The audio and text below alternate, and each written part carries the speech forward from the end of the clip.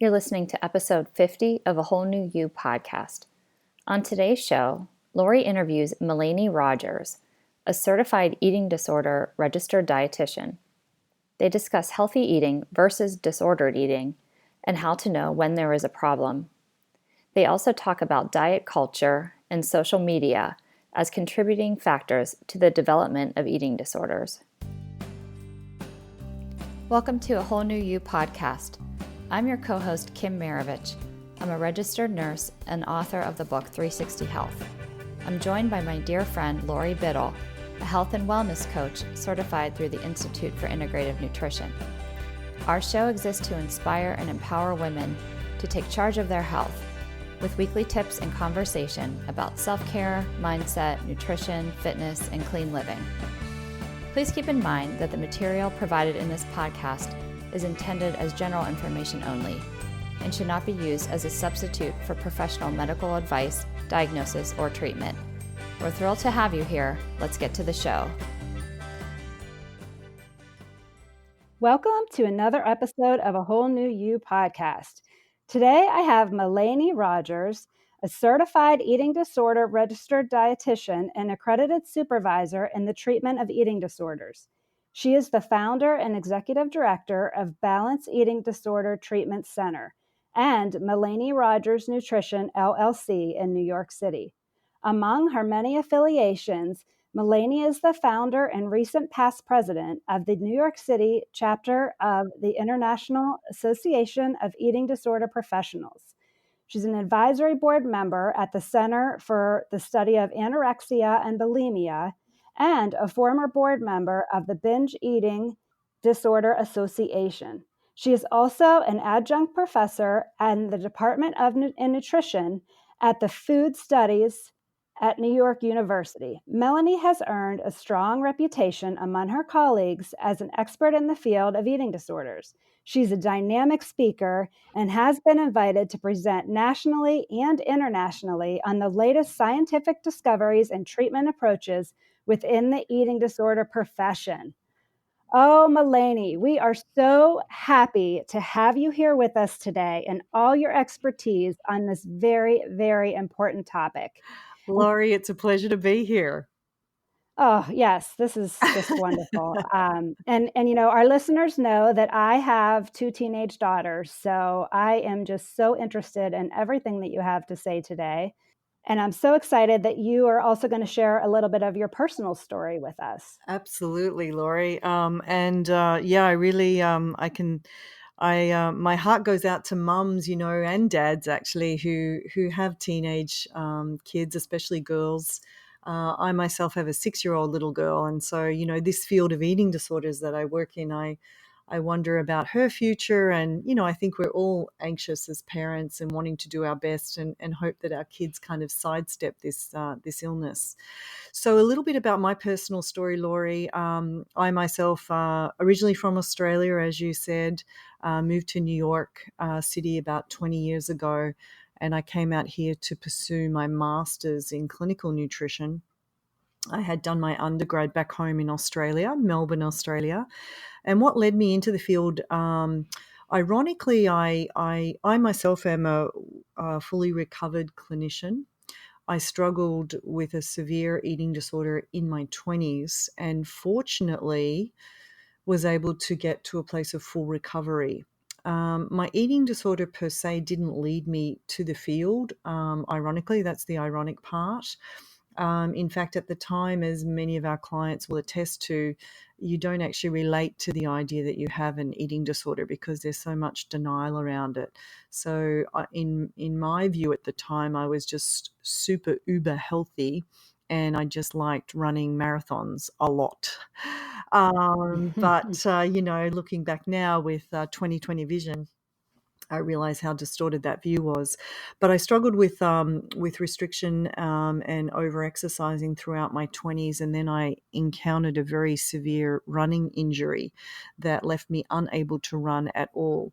As a result of that, Lori, I kind of regained weight back to my previous weight and above that. And we now know that, according to the research, that kind of artificially I was forced through what we call a weight restoration period. That's significant because even though I was in a place of great despair when that happened, over a course of about a year, that was my kind of reality. What we know now is that forced regaining of the weight helped restore my body functions, my physiology, but even more importantly, my brain functioning.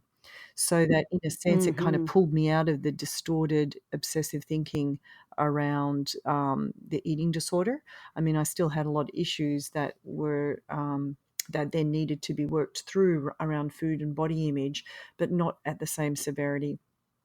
But I actually came into the field of nutrition because at a young age, my grandmother passed away from a heart attack, and so at the very young age of 10, that created quite an impression upon me. And she had been an overweight person. She had struggled with her weight all her life, and so it was communicated to us as a family that being of a higher weight was the cause of heart disease. So I felt that if I went into the field of medicine or preventative health, I could prevent people from gaining weight and therefore having heart disease.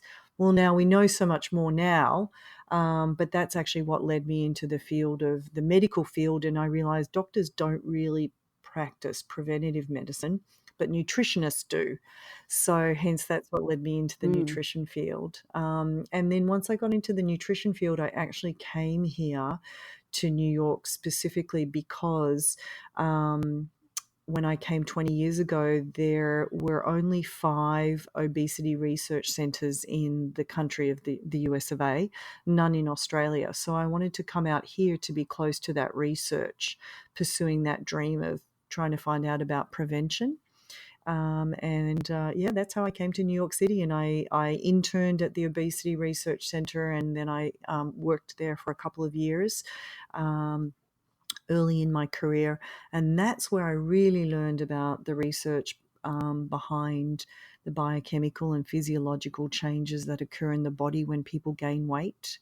And that then created such an impression upon me around binge eating disorder and understanding binge eating disorder and what really goes on.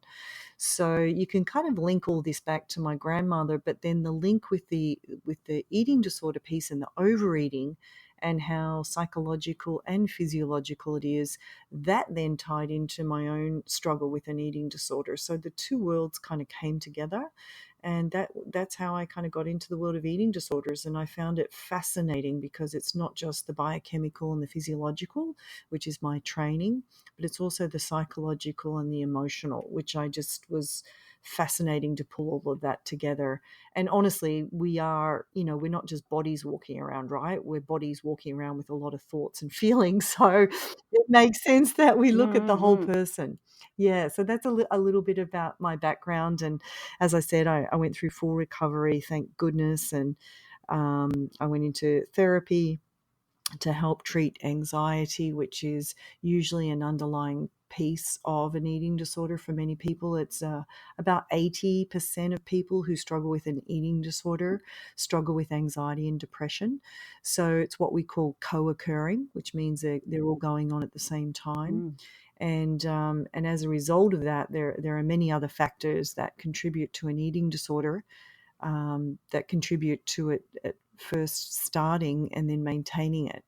And those are just two of those variables. But you can get an understanding, I think, of how many variables therefore need to be treated and looked at in order for full recovery to occur.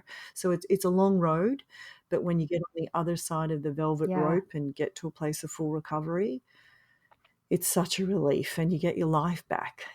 So yeah, I'm that's sure. the story that Yeah. I like to share with my clients, is that it's a terrible illness. It has a genetic base, so we inherit the risk to develop it. And but full recovery is absolutely Mm. possible. So that's as I said, that's what I love for my clients to hang on to as they go through their own recovery here at my clinic. Such a fascinating story and such a deep history you have with it. And then, just all this education paired with that is just so very powerful. And we're so lucky to have you out there helping these women and girls who are dealing with this, and having that personal experience with it. Just, gives you probably so much compassion and just relating to their situation. And the anxiety thing, oh boy, I mean, this generation of kids coming up in our world, the anxiety is everywhere. It is, yeah. Yeah, so I find that very interesting that there's such a long link there, between the anxiety and the eating disorders. But I absolutely can see how that would happen. Definitely. So, how do you know, if you have a problem with food? Like in your story, you had mentioned, and I think this is probably a lot of people, like in your mind, you were just being healthy, right? You were in your Yeah. 20s, you were running, you were eating, healthy, maybe from a point of restriction, but at that time in your head, you thought you were doing the right thing. Like where is that line when it becomes a problem? Absolutely, the rabbit hole, so to speak. The rabbit hole Yeah. usually for every single one of my clients here, including myself, um, has been on a diet. And it Hmm. was my attempt. So, the backstory for many of us is there was a precipitating factor, and we went on a diet. For me, it was breaking up with a significant relationship. And I thought, oh, I'll go on a diet. Because, of course, those two things are related. Not at all. So I went on a diet, and what happens when you restrict and you start to drop weight and you go genetically below where your body weight is supposed to be? The current understanding is that it basically switches on the eating disorder illness. That's a very Mm. simplified explanation, but that's the current thinking of how this happens for those of us who are genetically vulnerable to developing an eating disorder. And of course, not many of us know if we are genetically vulnerable. But certainly for me, it seemed to have been the case. And so I lost weight on this diet, and then the obsessive thoughts kicked up, and then they just got more and more obsessive. And, that number on the scale is just everything. And every single day it needs to go down. And so you are caught up in this, I would say hellstorm of trying to cut calories, and therefore you start manipulating your food. And of course you cut out meat, and then you cut out fat, and then you cut out carbs, and then you cut down your portions even further, and then you increase your running even more, and then you're finding yourself running twice Mm. a day and getting up at 4:30 in the morning to prepare all your food, because you won't buy your food at a restaurant because you don't know what's in it and who prepared it and how it was prepared. So the fine line between just being healthy and getting obsessive is usually when you get hooked on the restriction, and then you have to Hmm. keep going with that restriction. So, but again, in that mindset, and this is where eating disorders are dangerous, because the cognitive functioning part of the brain, which is at the front part of your brain, executive functioning is another word for it, that gets it kind of goes offline, basically. So your rational thinking gets hijacked, and you're not thinking from a rational place. You mentioned fight flight earlier, Laurie, when we were talking, and that's exactly the part of the Yeah. brain. We call that part of the brain the amygdala. And that fight, flight, fear part of the brain basically takes over. That's the anxiety part. So anxiety is driving all decisions. And then a hallmark, at least for anorexia, is the um, absolute terror of gaining weight and becoming overweight. And that obviously was a reality in my family with my grandmother's situation. So it was like, my thinking was, do I have her genetics, and will I end up at a higher weight and then have heart disease and then die at an early age of heart disease? So all of this fear is driving you to sustain these actually very unhealthy behaviors, even though in my mind I'm thinking, I'm being so healthy, look at me. So much of it points back to your thoughts, Yes, right? Hmm. absolutely, Laurie. And actually, the quick down and dirty litmus test between your question was, how do you know if you have a problem with food, is to just simply ask yourself, how much of my day do I spend thinking about food choices, calories, weight, and exercise? Mm-hmm. And if you stop and think about that, and when I ask my clients that, we do a show of hands, and I usually start from 50%. 50% of your day is spent thinking about those things. For example, what might be going through an eating disorder client's mind, or someone who's even disordered eating and getting obsessive, would be, okay, so I had X for breakfast this morning, so that's X number of calories. So that means for lunch I have to do the salad, but the dressing on the side, okay, it needs to be that chicken. Okay, and then that means that my dinner tonight can be, oops, hang on, we changed lunch plans, therefore I need to change what I'm going to have for dinner. All of this constant calculation going on. And also maybe saying to friends, no, I can't join you for dinner tonight, but I'll pop by for a coffee later, or I've already eaten. These kind of avoidant behaviors around food and Mm-hmm. socializing. So going back to that question, how much of my day do I think spending about food and calories and weight? I usually start at around 50% with my clients.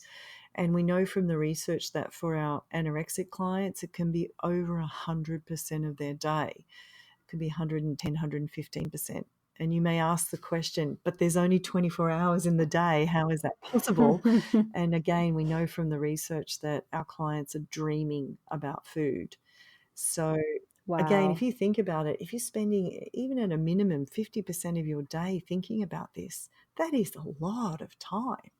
That may Mm-hmm. be 8 or 9 hours, which means that the track is always playing in the background. Now, for people who are not, at a level of a full-blown eating disorder, but might be getting obsessive, they may be around the 40 or 50% of their day. And that's still problematic, Laurie, and that's still disruptive to their life and their pleasure of food and their social life and such. So people will say, well, I play with my food and my calories, but, I don't have an eating disorder. But I do ask them, does it still disrupt your life, and does it still take up too much of your energy and your thoughts? Yeah, I mean, that makes complete sense. So, is there a difference between an eating disorder and disordered eating? Are they kind of the same, or is there a line there too that kind of separates those two issues? Yeah, I like to think of it on a spectrum. So it's Mm-hmm. it's kind of the same behaviors around food, but it gets more and more obsessive. So more frequent symptom use, we call it symptom use, more severe restriction or more severe binging for someone who might be experiencing binge eating disorder, where they might restrict all day and then binge at night. And let's say that's happening once a month, and now it's happening once a week, and then you get a new job and there's more tension and more stress on you with your new job, or you become a mum, and we both know what Mm-hmm. that's like. And stress goes through the roof, your life will never be the same, and that's when we really see a kick up in symptoms. And so now you might be binging every other day. So disordered eating can often lead to an eating disorder, or some people manage it and just keep it at, a once a month severity, or less frequent. But it's definitely the difference between the two again is severity and frequency. Okay. And at your treatment center, are you seeing people at all ends of the spectrum, or is it pretty much like they've gone the full blown eating disorder? Or are you seeing people kind of on the front end of that spectrum and able to kind of intervene at that point? Absolutely. We actually have 4 levels of care here, Laurie, so that we can deal with or support our clients who are really struggling and they're really in their eating disorder. So much so that here at our centre, we have a full day program, which is 30 hours a week, Monday through Friday. And clients need to take a leave of absence from work or school to join us here. So that tells you how disruptive the illness has become at that level. But we also have, for Hmm. example, one-on-one nutrition sessions, or we have a body image group one night a week. So for clients who might be in the more disordered eating, where they're realizing that, hey, I'm spending too much of my time worrying about this and I want to do something about it, but it's not disrupting life to the extent of severity of someone at that more extreme end, then we also have a level of care for them. Okay, that's good to know. Wonderful that you're just helping everybody, at Yeah. all points in this process. Um, and we've talked a lot about like the disordered eating, but I'd love to hear your opinion and your thoughts on like clean eating and healthy eating and kind of the difference between the two of those versus like again this disordered situation that we've already kind of covered. Absolutely. So, healthy eating has been something that's been out there that we've referred to for decades now. Healthy eating, eating healthy. And so I think clean eating is kind of just the new verbiage for healthy eating, Hmm. the new updated, sexy descriptor. Though with a couple of more add-ons, because we know over the last decade or so, at least 15 years possibly, we've become much more tuned in as a society around where our food is sourced, how our food is grown or produced. If we do eat meat, how how animals are treated and cared for, Hmm. etc. Much more knowledge around the use of pesticides and hormones. So there is the organic move, etc. So when I think of clean eating now, I think it's healthy eating to a whole other level, where it's also considering no pesticides, no hormones, locally grown, organic. In the case of animals, ethically raised and produced, etc. So that's my working use of the word clean eating. But honestly, I mean, I work in the field, so I put a lot of thought into that. But if you look out there and so on social media, you'll see clean eating meaning many, many things to many, many people. Right. So really, it just depends on the person who's using it. But I believe the real true definition of clean eating is, as the word suggests, clean in the sense of it's not polluted with these environmental factors. Yeah, and not so processed and everything else. Exactly, Yeah. exactly. So back to whole foods and being able to identify the food that you're eating and consuming, definitely not coming in a package. Um, back Right. to, what we used to say, which was, or my grandmother used to say, eat your fruit and veg. It's really that in a sexier package. Absolutely. I agree 100%. And it's something that, we're always talking about on this podcast. But I imagine you can get obsessive about that as well. So, is that an issue when people are obsessed about everything that's on their plate? And maybe not so much from a calorie standpoint, but from, going back to the I can't eat at a restaurant because there might be something that has some sort of contamination. Do you consider that kind of a form of disordered eating to be so obsessed with the clean aspect of it? Absolutely. And we actually have a word for it in the field. It's called orthorexia. Oh Author yeah, I've heard Yeah. that. Yeah, exactly. So you're absolutely right. You will see that clean eating going to, shifting to a place of being obsessive. And people can say, well, why is it considered obsessive? I'm just being careful. But really, the idea of something being obsessive is that you have no flexibility around it, that you're absolutely rigid. We know, for example, that, if you try to eat predominantly whole foods that are organic, etc. And occasionally you eat at whatever, once a week you eat at a restaurant and you're not sure if the vegetables are all organic or one of them isn't. That's not going to kill you. Right, It's right. certainly not going to have any impact on your health. And so people can get really obsessive to the point that it does disrupt their life, it does disrupt their relationships, and it does disrupt their social life. And a good litmus test is when people get really dogmatic around it. And that's always like, oh, I think there's more going on here than just a desire to be the healthiest you, because the healthiest you has to include your mental health.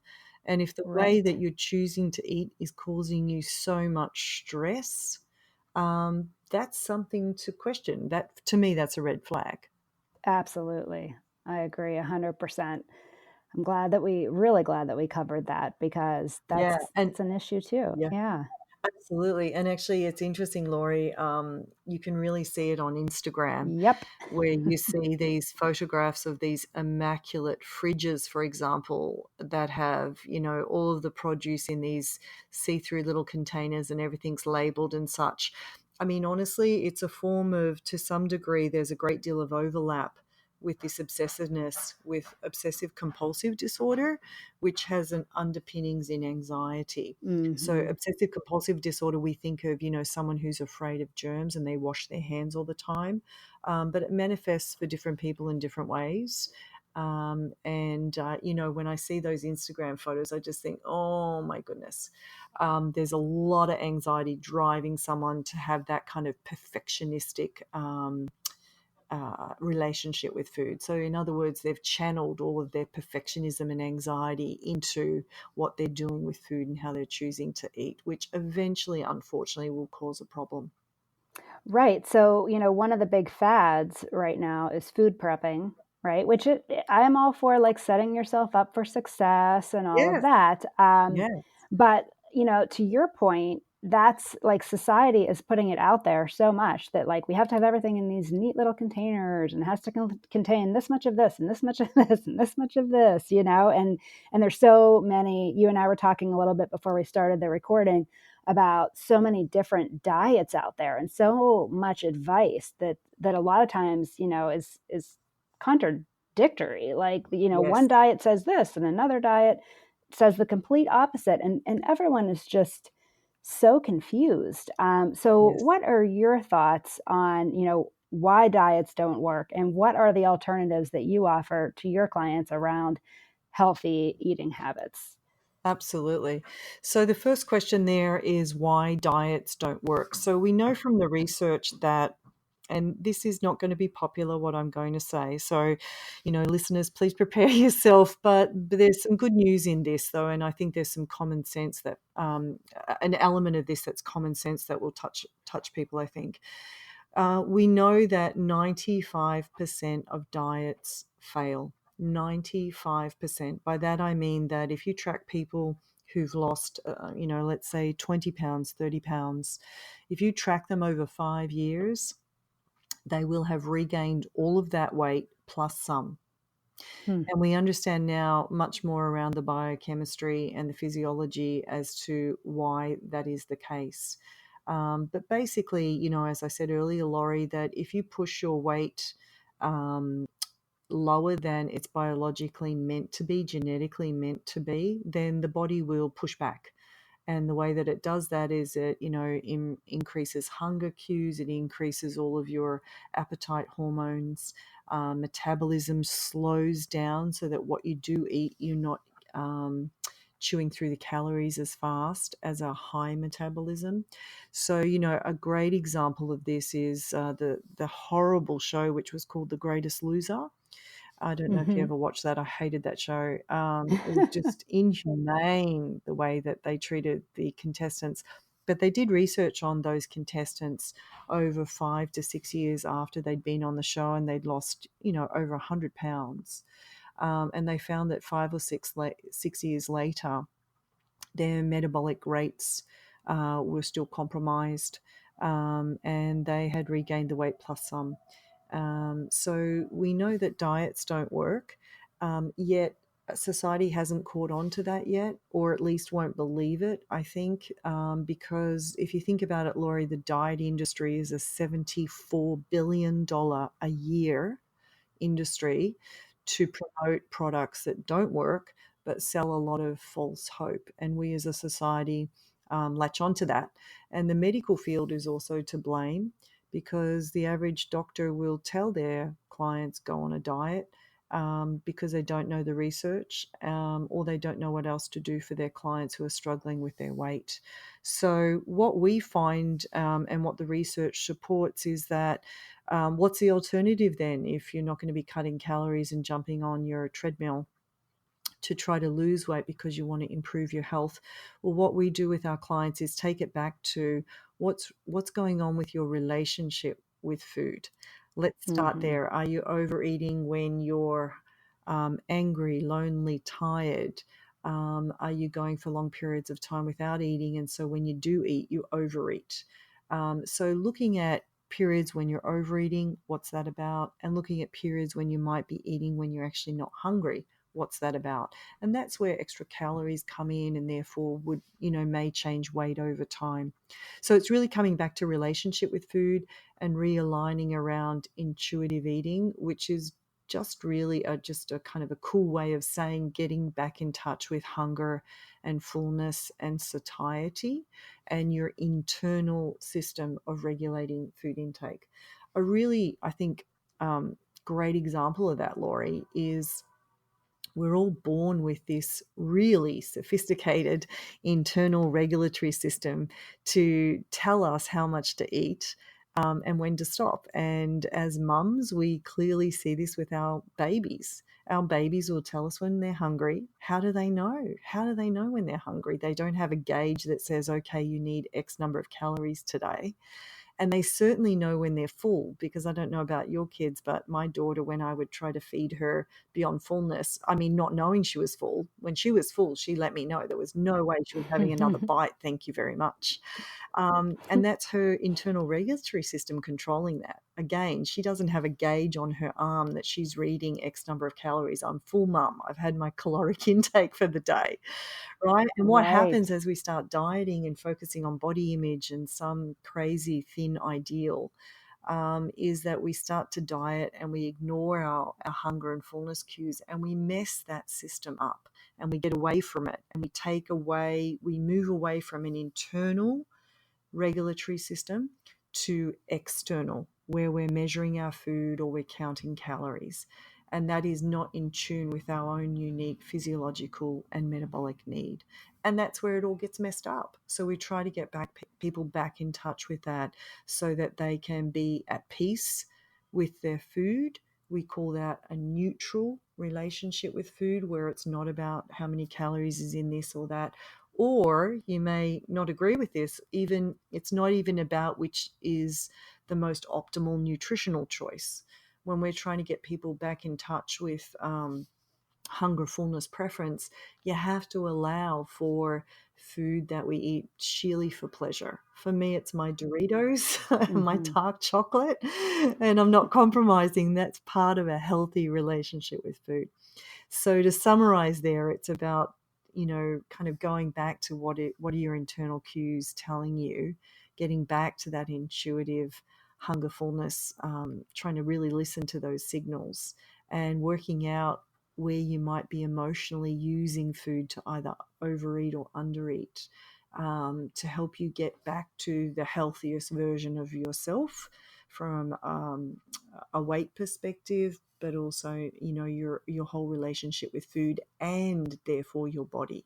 Yeah, it's such an important point. And I do think it's one that a lot of people need some help with at this point, Oh because yeah, there's just so much yeah, noise in our lives. It's really hard to be in touch with your body and having that mind body connection. And it's something that people, it used to come so naturally, right? Before our world was so complicated. And now there's stuff coming at you every day from every angle. And, we're all so mapped out and we have our lists and all of that. And it does take the intuitive part out of it because we're not listening to our bodies. And that goes even well beyond just food, and it's just that whole self-care aspect, listening to what you need, which we, especially as moms, push that off all the time.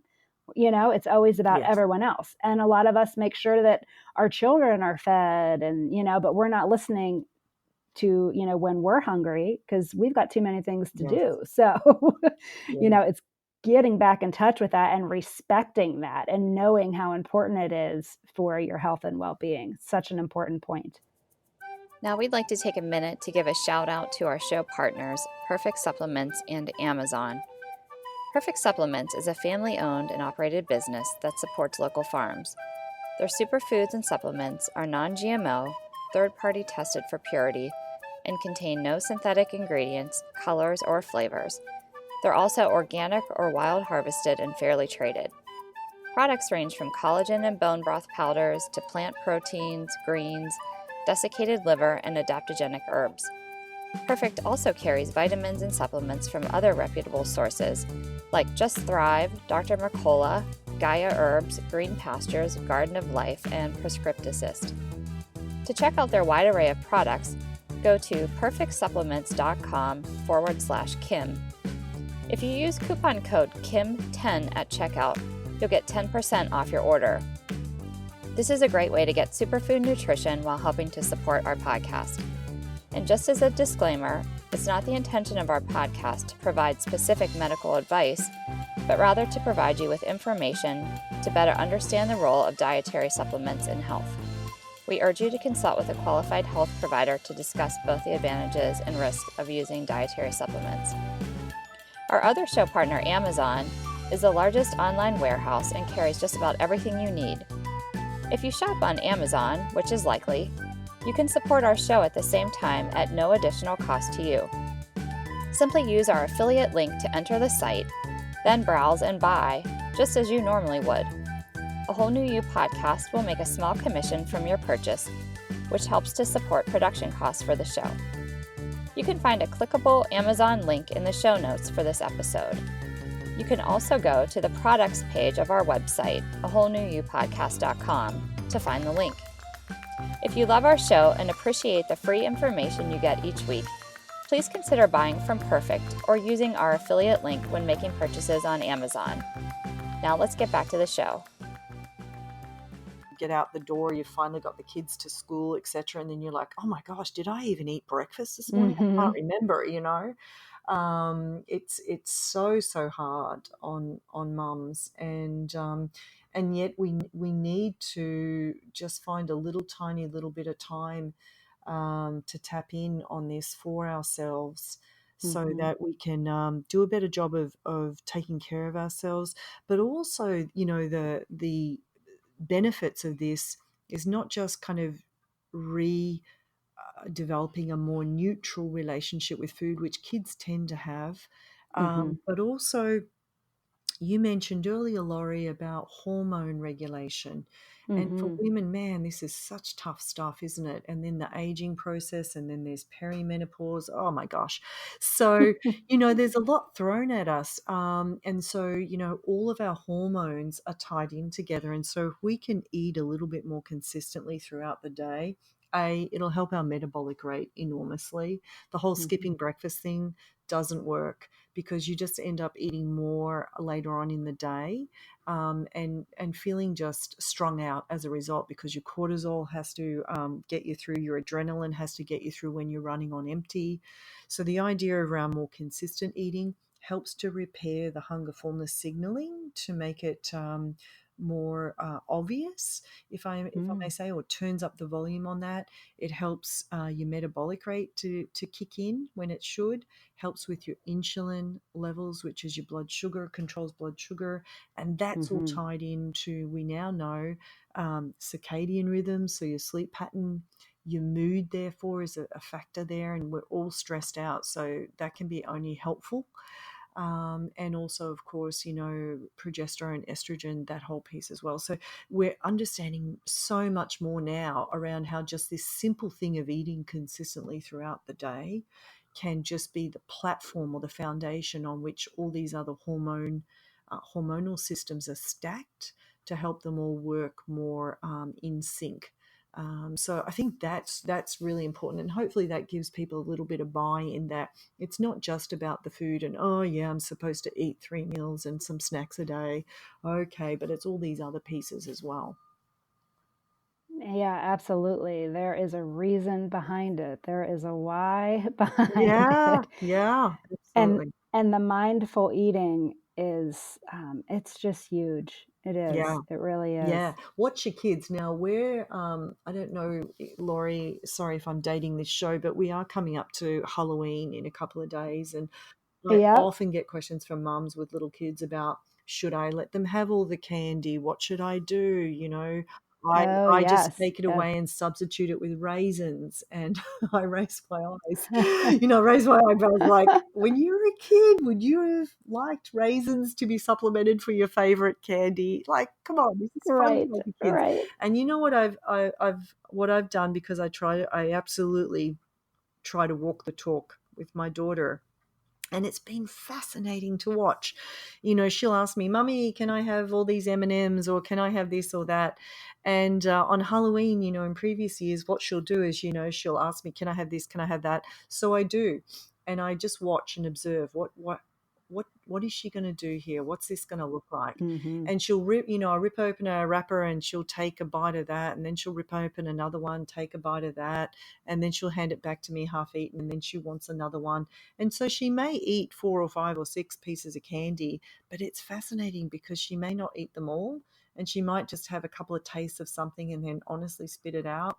And then we bring the candy home, and the next day she has a look through, but she actually loses interest very quickly because it's there and it's accessible. And there's some great research on this, and a really great book by a wonderful nutritionist around this very phenomena, which is the idea that kids just get sick of those flavors. So, but when we restrict them and we limit them, Mm-hmm. then kids are not eating out of preference anymore.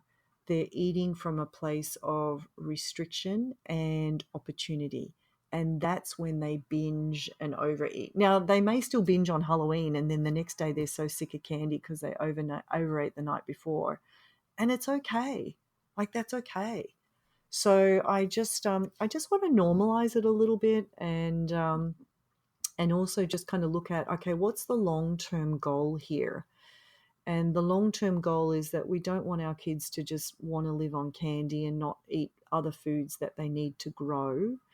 But if you restrict foods, they will overeat them when they have access to them. And we see a lot of kids end up with binge eating disorder as they get into their teen years. They're hiding food, they're hiding candy, and you may find hidden candy wrappers in their bedroom, etc. And we do see those behaviors that go on in very ultra restrictive families where it's only whole foods and clean foods, and there's no fun foods or preference foods that are allowed in that scenario. So I know I'm kind of riffing off the Halloween piece, but I think it kind of is a good example of how it's important to have balance. It's so true. And, we're talking, and we talked earlier about, like older women who have the choice, placing the restriction on themselves and the problems that can Yes. come from that. But boy, when we as parents place those restrictions on the children, that's like you said, a Yeah. real problem because, they're not going to be in Yeah. our care forever. So we may think we have control now, but we're probably setting them up for disaster Yeah. as they get older, coming from this place of restriction, definitely. And I bring all the veggies in the house. I bring the fruit in the house. I bring all the healthy foods, but I also, if we're at a birthday party or it's Halloween or, even just every once in a while at our house, it's fall. So we like our pumpkin spice stuff sometimes. So we enjoy our treats, but we eat the good food too. It's kind of all about the balance, I Absolutely, guess. absolutely, it's all about the balance. It really is. Yeah. And as you said, it's the growing food, the food that's got all those good nutrients in it, i.e., your fruit and veg. The fats, they got to eat the And the healthy fats. fats and all of that. You need all of that. You need your fats for all of your hormones, and also for your fat soluble vitamins. You must have fat in your diet. You must have protein for your muscles and cell growth, and you must have carbohydrates for fuel. I mean, you have to have those 3 macros. Or macronutrients is the correct Hmm. term there. So, and candy is a fun thing that is important to include so that kids don't develop an unnatural relationship with it and see it as off limits, and then they binge on it when they get a chance, or they go to their friend's house and they binge on it. So yeah, but that actually, honestly, it's usually a litmus test of the anxiety around the parenting.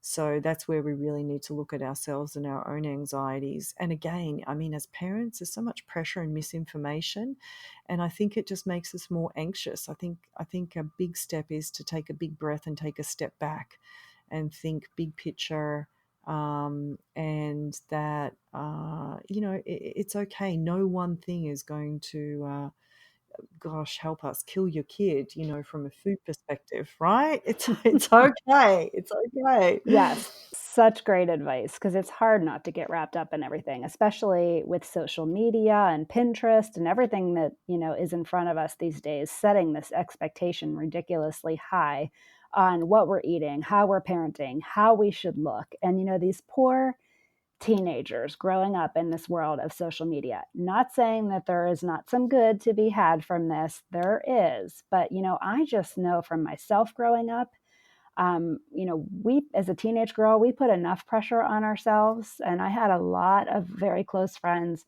with eating disorders and watched how, it's almost ruined their lives, until they went and got some help. So thank goodness for places like your center. But, they didn't even, back when I was in high school, we didn't even have social media. So now with the social media and, I just think of my teenage daughters and just what kind of pressure is coming at them.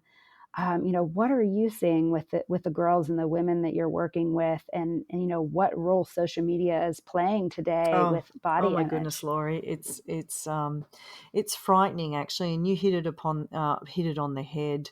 When we were growing up, it was fashion magazines, and for myself with my own eating disorder, that's what I fixated on. And so part of my recovery was Hmm. actually not picking up a fashion magazine.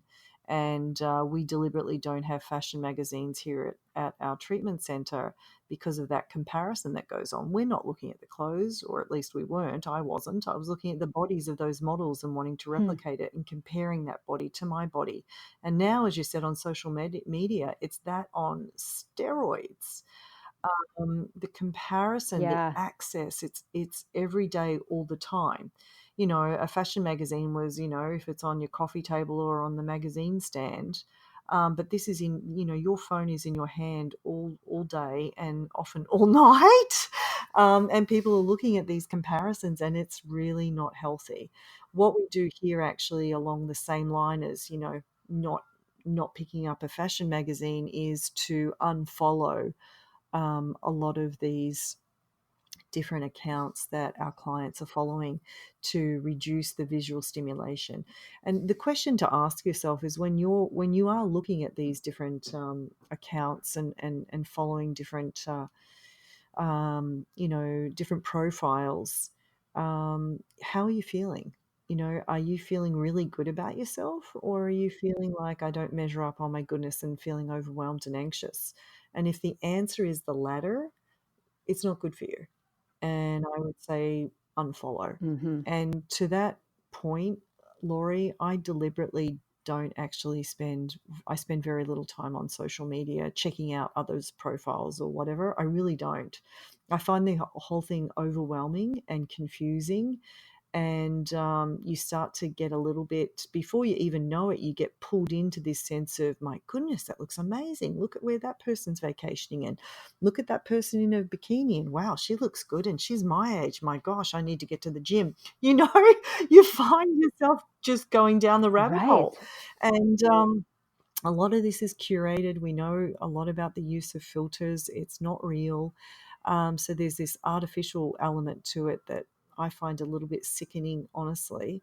And again, the litmus test is, does it make you feel better about yourself or worse? And if it makes yourself feel worse about yourself, I say do yourself a favor and unplug if you can. Hmm. The challenges with these teenagers that I'm finding, even just with my daughters, is being able to self-regulate that. They can't. I mean, Yes, they can't. yeah, we as Yeah. adults have a hard enough time. So Yes. I'm finding as a parent now, I have to step in, and it's challenging because, we're not all on the same page, and they don't understand why their friends are allowed all this freedom and they're not. And that's tough. But I guess that's, the age old parenting challenge, right? But I'm Yes. just like looking out for the health and well-being of my girls and trying to tell them like, this isn't a punishment. This is for your own good, because Yes. I mean, it's just too hard for you to try to regulate this. You can't, and I can't expect you to. It's too Absolutely. hard.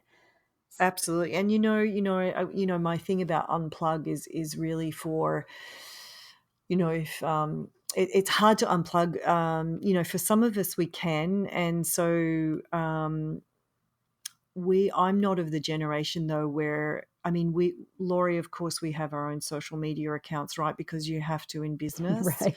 Um, but it's a little different, I find, as far as being personally involved. But for kids, I do appreciate that the personal brand is an essential part of this generation, and so the constant curation and needing to be putting in great pics on your Instagram account, etc., and Snapchat, etc. I mean, it's an important part of being a teenager and that connection and such, Hmm. but it also has such negativity attached to it. So really, education around that I think is so important. And then, as you said, trying to talk to your teenage girls about that. Ask the question like, how do you feel when you see these images? Be aware of what's coming up for you, Hmm. and certainly at a slightly older age, I've been reading things about people getting so caught up in the social media and the imagery of it, etc., and the perfect picture that they've been ruining honeymoons, because it's all about getting the most perfect picture for your Instagram account. And so that's where you have to kind of ask yourself, is this really what I want to spend my time and my life on, and getting back to more of an authentic kind of grounded place. But that's easier said than done. And especially for teenagers, it's not really how they think. So I think we as a society are learning a lot right now. We're seeing much higher rates of anxiety and depression, the higher the number of hours that kids spend on social media. So we know that there's a problem here. We know that some of it can be good for sure, but there's a tipping point, and what is that tipping point, and then how do we best manage that? So, unfortunately, we're in the infancy of this whole phenomena, if you will, and it's not going to go away. So, yes, as we move forward, we're going to have to figure out how do we best help our kids to navigate it, Hmm. because it is ever present and it's everywhere, and I don't envy them. I know, I know. And the mental health issues, I mean, Oh, they're on the rise, and it's because, I believe so much of it is, from the social media. But as you spoke to, like the anxiety and the OCD and all these things, which, the social media is contributing to. But then once those are present, there is such a link between those mental health issues and the eating disorders. So, it just kind of takes it all to a whole nother level. And it really does. It yeah. really does. I mean, we as an industry, I think industry or field, sorry, they're more clinical terms, but people who work in the eating disorder area, we're a little bit anxious, honestly, no matter how much time and effort's been put into prevention and awareness, which is an ongoing piece that we work on.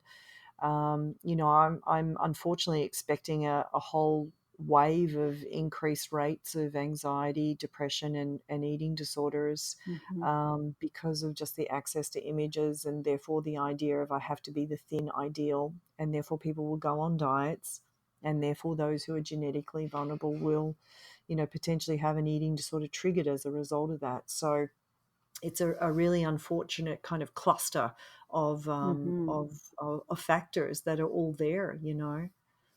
Yeah, yeah. But again, just so important that people like you are out there doing this work and supporting. I hate to say just women and girls, because I'm sure there's probably some males that come through too. We're all human and we all struggle with these things. But thank goodness for people like you out there in the world, having an impact and working with these people to handle this really big problem. Yeah, thanks, Laurie. I appreciate that. And I realised that my previous statement may have been a little bit of a downer, but for the mums who are listening, there is a lot of hope, and there's a lot that we can do to offset this. And a Hmm. big part of it is our own relationship our bodies and food. And your kids will notice if you're eating salad for dinner and they're eating pasta, and your kids will notice if you check yourself in the mirror all the time, and your kids will notice if you're constantly talking about weight. So those are things that you can do or try to reduce or stop doing, or work on your own piece around that, so that you're setting an example of a more neutral relationship with food and weight and body image, so that that's kind of like a steady platform or foundation that your kids can draw on, as they're buffeted around with all these other images and expectations and such. Absolutely. And why it's so important for us, as we were talking about earlier, how we're so concerned about the kids and making sure they have what they need, that we're not taking care of our needs and we're not listening to our bodies and eating mindfully and, being intuitive. And, sometimes women feel that that's being selfish when we're taking care of ourselves. But we are modeling these behaviors for our children. They're watching us. So one of the most important things we can do as a parent is to, implement this mindful eating and, like you said, work on our own self-image so that we pass on, the good to our children. I actually just saw on Instagram, I'm probably going to botch the phrase, but it was a quote and it was so great. It was right before I was sending my girls back to school after summer break, sending them into the middle school. And it said something like, and I'm paraphrasing, but, a mother who has a strong self-image, vaccinates her daughters against low self-esteem. And I just thought, Exactly. yeah, I've been doing so much work on myself and I can only hope, that's like my mom goal right there. I can only hope that they see that, and that it's making an impression on them. So, Absolutely, absolutely. That's absolutely fantastic. It's so true. And using the airline scenario, put your oxygen mask on first, and then take care of those around you. Because if you're without oxygen and you're dead, you can't help anyone else. That's a little bit extreme, but you know what I mean. yep, So yep. a healthier mom or a healthier parent means healthier kids. And the other piece I wanted to just put out there too, Laurie, is we've talked about a lot of great stuff today, and I know it's a lot, but I did want to just let people know that. We wanted to put together a resource for teens and parents, so that they have some of the real information that's out there. And we put together a free diet-free guide. It's called Redefining Wellness, and it's available online for free as a free downloadable, as I said. And about over 150 contributors from the eating disorder world and the health and wellness world contributed to this wonderful book that can be inspirational for teenagers, give them some guidance on self-image and better relationship with food, and navigating the social media piece as well. So that could be something that could be helpful to viewers and listeners. Oh, that is so fantastic. And I know I'll be sharing that with my daughters as well. So wonderful guide that you have put together. And I will put a link in the show notes to this as well. So our listeners, can have access. And we so appreciate you taking time out of your busy day today to come and speak with us and, just continue to spread awareness about this. And again, we really, really appreciate that free guide. So thank you for all of it. Absolutely a pleasure, Laurie. Thank you so much for having me on your show today. That's it for today. For more from Kim, you can go to kimmaravich.com. For more from Laurie, go to simplyempoweredllc.com. We're always open to listener questions or suggestions for the show. You can email those to contact@awholenewyoupodcast.com. We'd also love it if you joined our Facebook community and followed us on Instagram. Just search for A Whole New You Podcast. And lastly, if you'd be so kind as to leave us a rating and review in iTunes, we would really appreciate that so more people can find our show and join our community. We'll see you next week.